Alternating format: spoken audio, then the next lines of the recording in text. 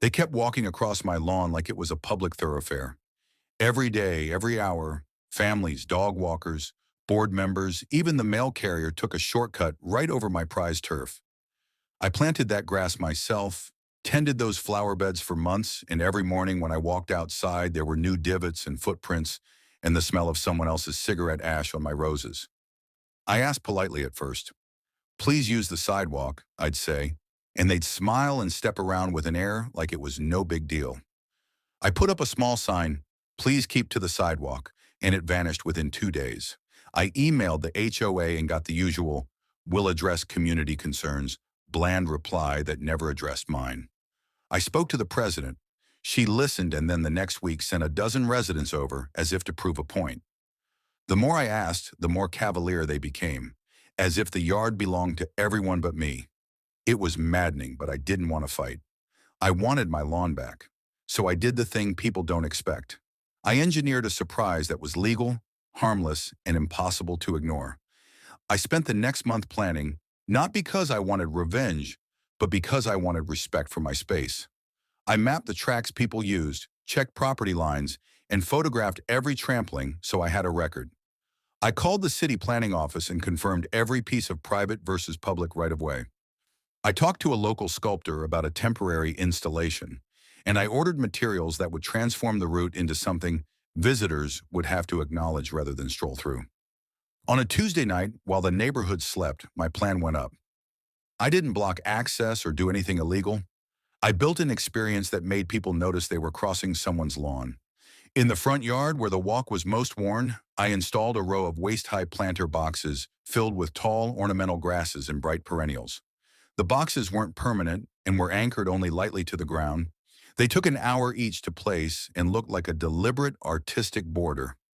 I placed decorative stepping stones in a gentle arc that traced a proper path from the sidewalk to the gate, with a tasteful wooden signpost that read, "Please use path, private garden." I mounted a low rustic fence of interlocking cedar slats along the perimeter. Not a barricade, just a visible edge that said this was cultivated space meant to be respected. For finishing touches, I hung a string of solar lanterns that glowed softly at night and set out two comfortable chairs by the porch to suggest this was a lived-in personal area, not a shortcut. The effect was immediate. The next morning, a small crowd gathered across the street. People lingered, snapping photos and murmuring about how pretty the yard looked. It was like someone had placed a polite but very clear, invisible, "Do not disturb" sign in plain sight. The planter boxes and ornamental grasses invited people to look but not trample. Children who used to run through the middle now stopped to admire the stonework. Neighbors who once barged in to walk their dogs glided politely along the proper sidewalk route. The change was aesthetic, not confrontational, but it did something important. It reframed the space from public shortcut to private garden. It made people see. Of course, Karen noticed. She is the sort of person who notices everything and takes it personally. The HOA president arrived at my gate that morning, arms folded, trying to summon offense at the sight of my tasteful landscaping. "What is this?" she demanded. "You can't just block access across the green." I invited her onto my porch and handed her a cup of coffee, because losing your cool in front of people only escalates things. "I'm not blocking access," I said. "I put in a boundary and a path. The sidewalk is right there. If folks want the shortest route, they can use public walkways. If they want to stroll through a private garden, ask politely. That's how gardens are treated." She huffed about community standards and open sightlines, and then asked to see the permits.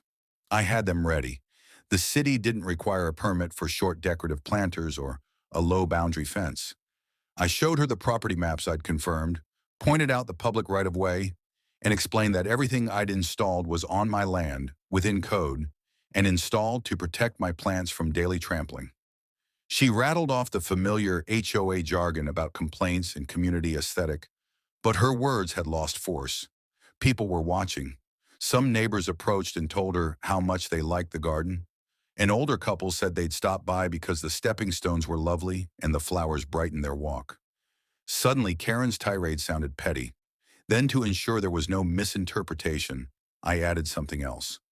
A small plaque near the path that read, Community gardens respect private,